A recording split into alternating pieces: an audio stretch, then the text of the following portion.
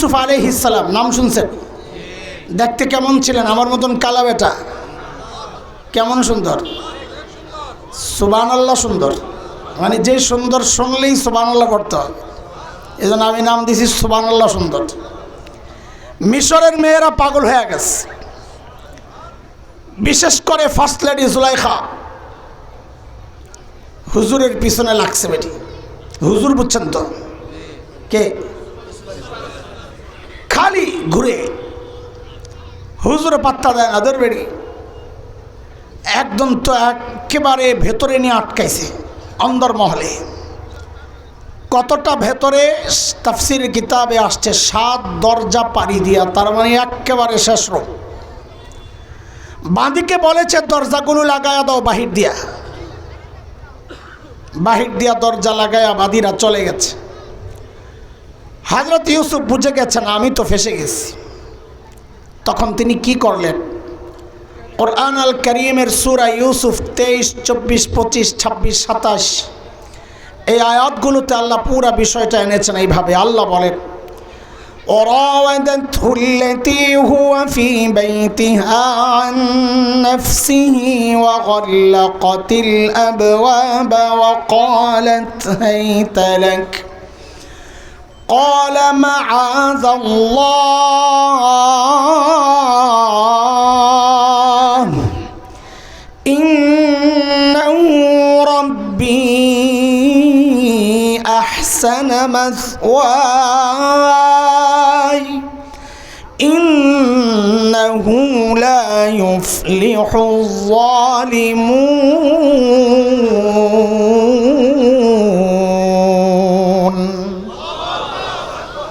হযরত ইউসুফ বিপদে পইরাই দিয়েছেন এক ডাক আল্লাহরে, আল্লাহ আমারে বাঁচা।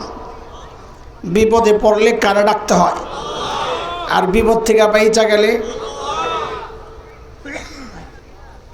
আমাদের এই সমাজের কিছু মানুষ আসে বিপদে পড়লেই আল্লাহর কথা মনে পড়ে।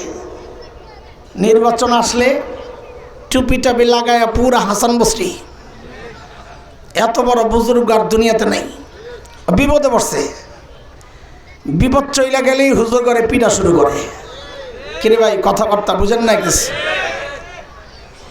আল্লাহ মুনাফিক, মুনাফিক এগুলা কি বলতে কষ্ট লাগে? স্পষ্ট কথা, এগুলা মুনাফিক। যারা মাঝে মাঝে টুপি পয়রা মানুষকে ধোকা দেয়, ওরা আমাদেরকে বলে ধর্ম ব্যবসায়ী। আসল ধর্ম ব্যবসায়ী তো তোরা। আমরা তো অল টাইম ধর্ম প্র্যাকটিস করি। যারা নির্বাচন আসলে ধর্ম প্র্যাকটিস করে, ওরা হচ্ছে আসল ধর্ম ব্যবসায়ী। 24 নম্বর আয়াতে আল্লাহ বলছেন, কাযালিকা লিনাসরিফা আনহু সুআ ওয়াল ফাহশা। আমি নবী ইউসুফকে বাঁচাইয়া দিছি। তো নবীদেরকে কে বাঁচান? কিভাবে বাঁচাইছেন, প্রক্রিয়াটা কি? এটা 25 নম্বর আয়াত থেকে আল্লাহ নিজেই বলতেছেন, ওয়াস্তাবাকাল বাব وقدت قميصه من دبر وألف يا سيدها لدى الباب قالت ما جزاء من أراد بأهلك سوءا إلا يسجن أو عذاب أليم।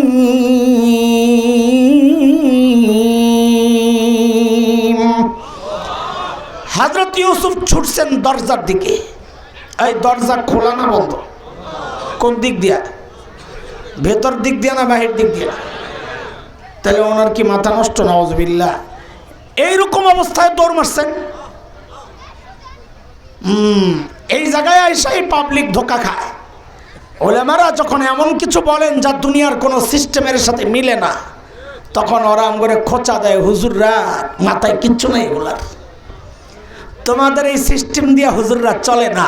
ওই যে নবী ইউসুফ দৌড়তেছেন আল্লাহর রহমতের ভরসায় দৌড়তেছেন। ইমানদাররা দুনিয়ার সিস্টেমে চলে না, ইমানদাররা আল্লাহর ভরসায় চলে। সাইয়েদনা ইউসুফ যখন দৌড় দিছেন, জুলাইখাও পিছনে পিছনে মারছে থাবা।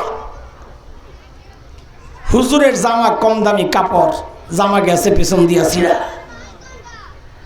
দরজা একটা ভাঙছে, দুইটা ভাঙছে, দরজার সামনে যায় আর দরজা খাট করে খুলে যায়। খুলছেন কে? নবীদেরকে বাঁচান কে? আমাদের পিছনের পয়েন্ট মনে রাখতে হবে, নবীদেরকে বাঁচান কে? 1 2 3 4 5 6 7 নম্বর দরজা খুইলাই যায়া পড়ছে জামাইয়ের সামনে। জামাইয়ের সামনে পইরাই বেড়ি জাগায় পল্টি মারছে। মাথায় বুদ্ধি আছে তো? জামাইয়ের সামনে পইরাই কয় কি, আপনার বউয়ের লগে অপকর্মের চেষ্টা যে করলো ওর শাস্তি কি হওয়া উচিত? দেখছেন নি সুরের মার বড় গলা। দোষ করছে কে? জোরে বলেন, জোরে বলেন। দোষ করছে কে? চাপাইতেছে কার কান্দে? আহা বলেন না হুজুরের কান্দে, তো আমার বলতে একটু সুবিধা হয়। বলেন দোষ করছে কে? পোলা পান তোরা কথা বলছে আমার খানি যেরকম। দোষ করছে কে? চাপাইতেছে কার কান্দে? দোষ করছে নিজে, চাপাই হুজুরের কান্দে। পুরাই হাসিনা স্টাইল। হ্যাঁ, সিস্টেম তো এটাই ছিল, দোষ করে নিজে, চাপায় আরেকজনের কান্দে। হযরত ইউসুফ আলাইহিস সালাম তো পুরা বেকুব হয়ে গেছে। আরে কিরে কি কয়? জুলাইখার স্বামী জিজ্ঞেস করে, ইউসুফ খবর কি? উনি দেখছেন না দৌড় দিছে, দৌড়ের ঢং দেখে বোঝা যায় নাই কে পালাতে চায় কে ধরতে চায়। তারপরেও যে জিজ্ঞেস করলেন, নিজের দলের লোক তো বুঝাও না বুঝার একটা ভাব করতেছে। বুঝালেন এগুলা? সাইয়েদনা ইউসুফ বলেন, হিয়া রাওয়াদাতনি আন নাফসি, আমি কিছুই করি নাই, যা করছে মহিলা নিজেই করছে। বলে তুমি যে করো নাই তো প্রমাণ দাও। দেখেন একটা বড় 2 নম্বরই হয়েছে। দুনিয়ার আইন আদালত, ইসলামী আইন আদালত, সব জায়গার সিস্টেম হচ্ছে প্রমাণ দিবে বাদী, অভিযোগকারী। আমরা বলি আল বাইয়িনাতু আলাল মুদ্দাই, প্রমাণ দিবে অভিযোগকারী। এখানে অভিযোগকারী কে? কাজী প্রমাণ কার দেওয়ার কথা? চাইতেছে কার কাছে? হুজুরের কাছে। সিস্টেম ঠিক আছে না উল্টাইছে? কেন উল্টাইলো? ক্ষমতার দাপট। এটা কি? ক্ষমতা থাকলে সিস্টেম উল্টাই সিস্টেম বানায় এলায়। কথা বলেন। সাইয়েদনা ইউসুফ চিন্তা করলেন, রোমের ভেতরে ছিলাম আমি আর মহিলা, প্রমাণ পাবো কোথায়? কিন্তু তিনি হতাশ হন নাই, চিন্তা করেছেন যেই আল্লাহকে ডাক দিয়েছি প্রমাণের ব্যবস্থা ওই আল্লাহই করবেন। এর মধ্যেই দেখে জুলাইখার এক ফুফাতো বোন আসছিল বেড়াইতে। তার ছোট্ট দুধের ছেলে, আন্দর মহলের থেকে চিৎকারের আওয়াজ আসছে, অনবরত চিৎকার, এমন কান্না থামার কোনো নামগন্ধ নাই। ওয়া ওয়া ওয়া যেন কান্নার একটা রেকর্ড ছেড়ে দিস। সাইয়েদনা ইউসুফ বুঝে গেছেন এই রহস্যজনক কান্নার কোনো কারণ আছে। তিনি সাথে সাথেই বললেন, আমার পক্ষে সাক্ষী দিবে ওই ছোট্ট বাচ্চাটা। মাথায় ধরেনি কিছু? এই পিচ্ছি কি সাক্ষী দিবে? কথা বিতর্ক। আর দেখলেও কিছু বুঝছে, এটাই আপনারা বুঝেন না। হুজুরের কইলারটা জুলাইখা তো খুশি, মোল্লা চান্দু খাইছে তোরা, মায় নাই হুজুর মাথায় নাই কিছু।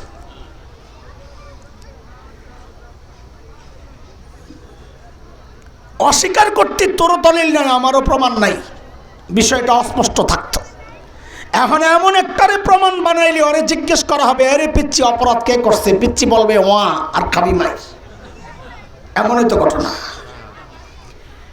পিচ্চিরে যখন আনছে সামনে, সাথে সাথেই পিচ্চির কান্না বন্ধ হয়ে গেছে। কান্না বন্ধ করছেন কে? নবীদেরকে বাঁচান কে? পিছনের কথা মনে রাখতে হবে, নবীদেরকে বাঁচান কে? পিচ্চিরে জিজ্ঞেস করা হলে, রে পিচ্চি অপরাধ কে করেছে বল? আল্লাহ। পিচ্চি যদি ডাইরেক্ট বলতো অপরাধ করছে জুলাইখা, একটা পেস লাগতে পারত। ওই দরবারের মুরগি চোরা যেগুলা ছিল, সব দরবারে তো 2-4টা মুরগি চোরা থাকে, কথা কয় না? থাকে না? ওই দরবারের মুরগি চোরারা কি বলতো? এরে মোল্লার নাটক, জাদু দিয়ে এই কথা বাইর করছে। মোল্লারা কত ঢং যে জানে। ওই ওই ওই জুলাইখাদের এক গ্রুপের একজন কইছিল মোল্লারা শাপলা চত্বরে রং মাইক্কা শুয়ে আছিল, কত নাটক যে হেরা জানে বলছিল না, বলে সিস্টেম তো একটাই। ওই জন্য আল্লাহ তাআলা পিচ্চির মুখ দিয়া সরাসরি জুলাইখারে অভিযুক্ত করেন নাই। আল্লাহ এমন এক কথা বের করছেন পিচ্চির মুখ দিয়ে, এখন আর লড়াচড়ার সুযোগ নাই। পিচ্চির জবান খুলে গেছে, খুলছেন কে? আল্লাহ। এই পিচ্চি একজন নবীর পক্ষে সাক্ষী দিয়েছেন, তার জন্য এই পিচ্চির কথাটা আল্লাহর কাছে এত দামি হয়ে গেছে, আল্লাহ কোরআনের টুকরা বানায় নাজিল করে দিয়েছেন। তার মানে আল্লাহর পক্ষের লোক যারা, নবীরা, নবীর ওয়ারিসরা, তাদের পক্ষে যারাই কথা বলবে তাদের কথাগুলো আল্লাহর কাছে ওরকম দামি হয়ে যাবে। পিচ্চি কথা বলা শুরু করেছে, ইন কানা কামিসুহু কুদ্দা মিন কুবুল ফাসাদাকাত ওয়া হুয়া মিনাল কাযিবিন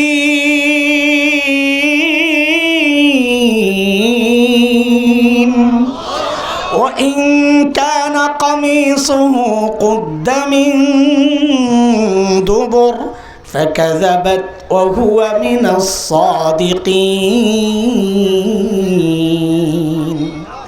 পিচ্চি বলে কি, হুজুরের জামা চেক করে। কি বলে? কেউ আসামি এটা বলে না, কয় হুজুরের জামা চেক করে। কয় জামা চেক করলে, কই যদি দেখেন জামার সামনে দিয়া ছিঁড়া তো বুঝবেন হুজুরই দোষ করছে। ধরতে গেছে জুলাইখা আত্মরক্ষার্থে যে ধাক্কা ধুক্কা দিছে, হুজুরের জামার সামনে দিয়া ছিঁড়ছে। আর যদি দেখেন জামা পেছন দিয়া ছিঁড়া তো বুঝবেন কেস ফিটিং, দোষ আপনার বউ করছে। ইউসুফ পালাতে গেছে, জুলাইখা থাবা মারছে, জামা পেছন দিয়া ছিঁড়ছে। পোলাপাইন জামা কোন দিক দিয়া ছিঁড়ছে রে? ফালাম্মা রাআ কামিসাহু কুদ্দা মিন দুবুর ক্বালা ইন্নাহু মিন কাইদিকুন ইন্না কাইদাকুন্না আযীম। জামা চেক করে দেখে জামা পেছন দিয়া ছিঁড়া। কয় আরে জুলাইখা, তোকে বেডি গো চক্রান্ত বড় মারাত্মক। শুনে এই বাঙ্গা মাইক দিয়া এই লম্বা হিস্টোরি শোনানো আমার আজাইরা গল্প বলার জন্যে না, টাইম পাস করার জন্যে না। কোরআনের একটা জরুরি মেসেজ আছে সামনে, এটা শোনানোর জন্যে। এখানে দুইটা দারুণ কথা আছে, এটা শোনানোর জন্যে, আমাদের জন্যে শিক্ষা। জুলাইখার স্বামীর কাছে যখন অপরাধীকে স্পষ্ট হয়ে গেল, তখন তিনি হযরত ইউসুফকে একটা অনুরোধ করেছিলেন, এইটাও আমাদের জন্য শিক্ষা। জুলাইখাকে একটা উপদেশ দিয়েছিলেন, ওইটাও আমাদের জন্য শিক্ষা। হযরত ইউসুফকে বলেছিলেন, ইউসুফ আরিদ আন হাযা, বিষয়টা নিয়ে আর ঘাটাঘাটি করো না, তোমারও ইজ্জত আমাদেরও ইজ্জত। মুফাসসিররা বলেন, বুঝো, তোমার ব্যাপারেও যদি কেউ অপবাদ দেয়, ওইটা নিয়ে খুব হইচই করো না, খুব বেশি নাড়াচাড়া করো না। অপবাদ যেহেতু 10 জনকে হয়তো বিশ্বাস করাইতে পারবা, 9 জনকে হয়তো বিশ্বাস করাইতে পারবা তুমি নিষ্পাপ, কিন্তু যদি একজন বিশ্বাস করে তো ওই একজনের কাছে তো তুমি দুষ্ট লোক। দরকার কি? অপবাদ আসছে, চুপচাপ থাইকা যত সহজে শেষ করা যায়, ঘাটাঘাটি কম করা। বুঝে আসছে কথা? এরপরের নসিহতটা সবার জন্য খুব বেশি দরকার, বিশেষ করে রাষ্ট্রীয়ভাবে। জুলাইখা, ওয়াস্তাগফিরি লিযামবিক ইন্নাকি কুনতি মিনাল খাতিইন। অপরাধ করছো, অপরাধ কইরা বড় গলায় কথা বলতে হয় না, অপরাধ কইরা আরেকজনের কাঁধে চাপাতে হয় না। অপরাধী নিজের অপরাধ যদি শেষ করতে চায়, সমাধান যদি চায়, তাহলে নিঃশর্ত ক্ষমা চাইতে হয়। দুনিয়ার অপরাধীদের জন্য আল্লাহর মেসেজ এটা, কিয়ামত পর্যন্ত আমরাও বলি, গুম করেছ, খুন করেছ, দেশের টাকা বাহিরে পাচার করেছ, দেশকে ভারতের কাছে বিক্রি করার পায়তারা করেছ, গোলামির জিঞ্জির পরেছ, আলেমদেরকে জেলে ভরে তাদের উপর নিষ্ঠুর নির্যাতন চালিয়েছ, দেশপ্রেমিক মানুষকে ফাঁসিতে ঝুলিয়েছ। অপরাধের ফিরিস্তি অনেক লম্বা। যদি চাও আবারও কোনো দিনে দেশে দাঁড়াবা, এই হুমকি ধমকি দিয়ে হবে না, বিদেশ থেকে উস্কানি দিয়ে হবে না। আল্লাহর কাছে ক্ষমা চাও, জনগণের কাছে ক্ষমা চাও, এছাড়া অন্য কোনো রাস্তা নাই। এটা কোরআনী মেসেজ, দোস্তটা আমার কথা না। বুঝে আসছে কথা? বলেন তাড়াতাড়ি কোন, হাসরের মাঠে মানুষের শ্রেণী হবে কয়টা? জোরে এক নাম্বার বিনা হিসাবে দুই নাম্বার, এটা হচ্ছে আজকের আমাদের আলোচনার মূল পয়েন্ট।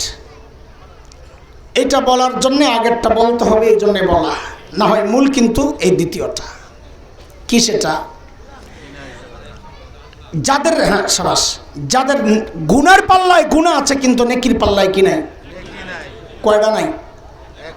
একটাও নাই। একটু মনোযোগ লাগবে, যে একটু মনোযোগ লাগবে। আসেনি মনোযোগ? কে কে ঘুমাইছেন একটু হাত উঠায় দেখান তো, আল্লাহু আকবার।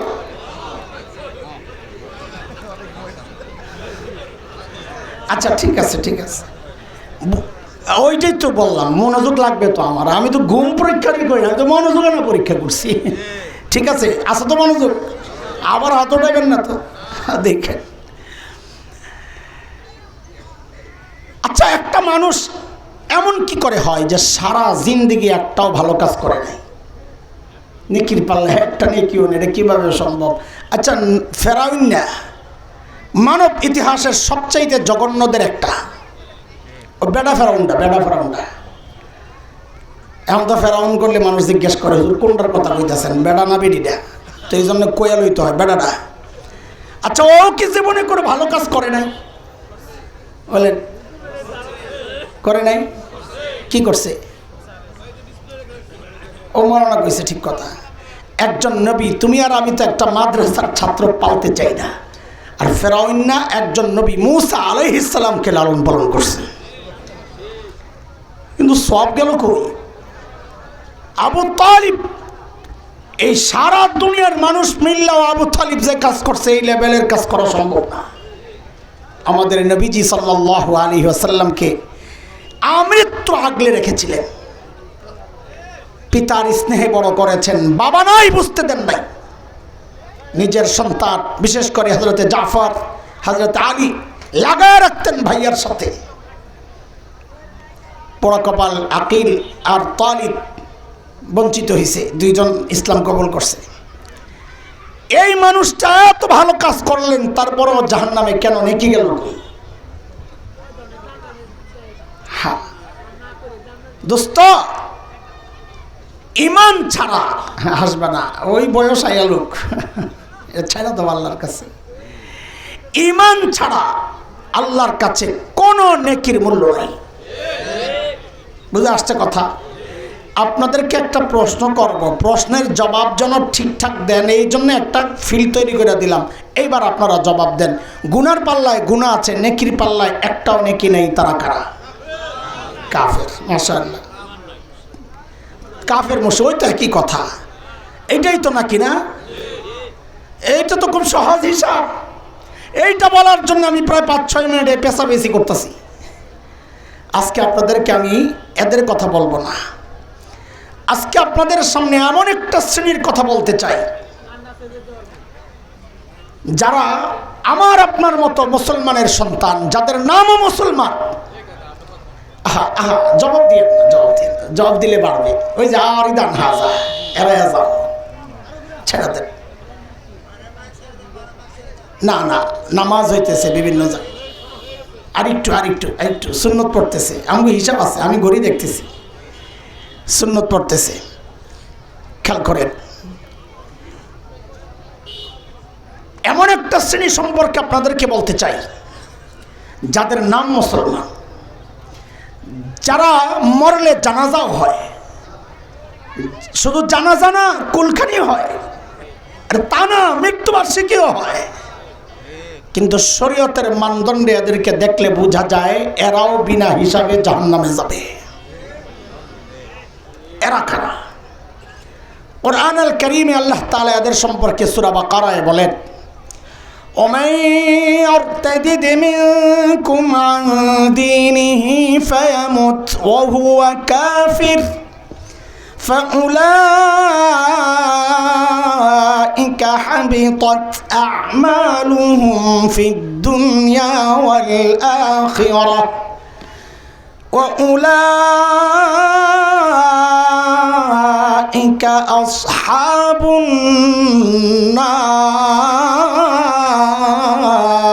النار هم فيها خالدون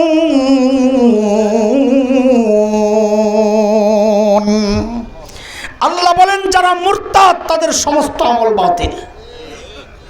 এই খেয়াল করেন তো, সমস্ত আমল বাতিল মানে নেকির পাল্লা খালি। তো বলেন তাদের ব্যাপারে ফয়সালা কি হবে? বিনা হিসাবে হিসাব হবে না কেন? পাল্লা একটা। বিষয় হচ্ছে মুরতাদ কারা। আমি এই মুরতাদ কারা এই পরিচয় যদি এখন দিতে যাই আমার সারা রাত লাগবে আপনাদেরকে মুরতাদ চিনাইতে।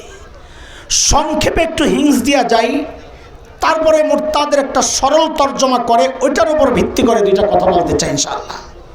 মুরতাদ কারা? শরীয়তের যে সমস্ত বিষয় অকাট্য প্রমাণ দ্বারা প্রমাণিত, নামাজ, রোজা, হজ, যাকাত, পর্দা, মিরাসের সম্পত্তি বন্টন, এই যে বিষয়গুলো, আরও হাত কাটা, জেনাকারীরে পাথর মারা, হত্যার বদলে হত্যা, এই যে বিষয়গুলো শরীয়তের অকাট্য প্রমাণ দ্বারা যেগুলো প্রমাণিত, আখিরাত, কবর, হাসর, জান্নাত, জাহান্নাম, এই যে বিষয়গুলো, ফেরেশতা, নবী, রসুল, কিতাব, এগুলোকে যারাই অস্বীকার করবে, এগুলোর বিষয়ে যারা সন্দেহ পোষণ করবে, এগুলোকে নিয়ে যারা তাচ্ছিল্য করবে, আরও অনেক কিছু বিষয় আছে, সাথে সাথে সে কাফের হয়ে যাবে, মুরতাদ হয়ে যাবে। যেমন কিছুদিন আগে এদেশের এক বড় দলের বড় নেতা ঠাকুর মিয়া, নামের সাথে ঠাকুর আছে, এই লোক পর্দা নিয়ে জঘন্য উক্তি করেছে। তার আগে আমরা দেখেছি এক আল্লাহর বান্দা হজ নিয়ে করেছিল জঘন্য উক্তি। আর জেহাদ তো সবচেয়ে অসহায় একটা ইবাদত, যে যখন পারে তখনই জেহাদরে কিলায়।